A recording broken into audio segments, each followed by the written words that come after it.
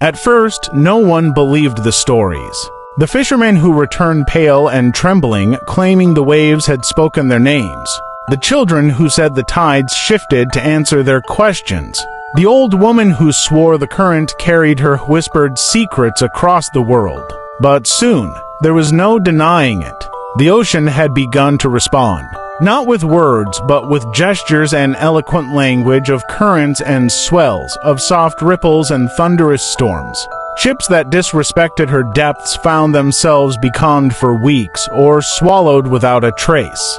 Those who treated her kindly were guided safely home by bioluminescent trails that shimmered in the darkness like a promise. And humanity, so used to believing itself alone in its dominion, had to confront the unsettling truth: the ocean was not a silent expanse. It was a living memory, listening to every confession and every cruelty.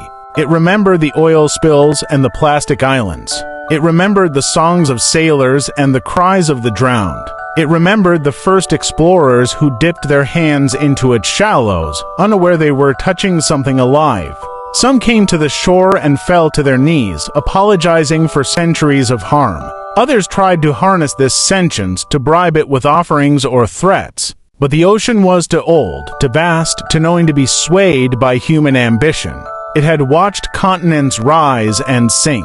It had held the bones of civilizations in its dark embrace, patient as time itself. At night, people began to dream in the ocean's voice, a deep, resonant murmur echoing inside their bones. In those dreams, they saw visions, whales weaving through underwater forests, ancient cities drowned beneath miles of salt water, and colossal creatures stirring in trenches no light had ever touched. Some woke weeping, feeling as though they had glimpsed something holy. And with each sunrise, more began to wonder if the ocean could feel, could think, could remember. What did it truly want? Forgiveness? Revenge? Or simply someone to understand its endless, aching loneliness? On quiet mornings, when the surface lay smooth as glass, a few brave souls claimed they heard a sigh so vast and sorrowful it made their hearts feel small. They knew then that the ocean was listening, and it was waiting for an answer humanity had yet to find.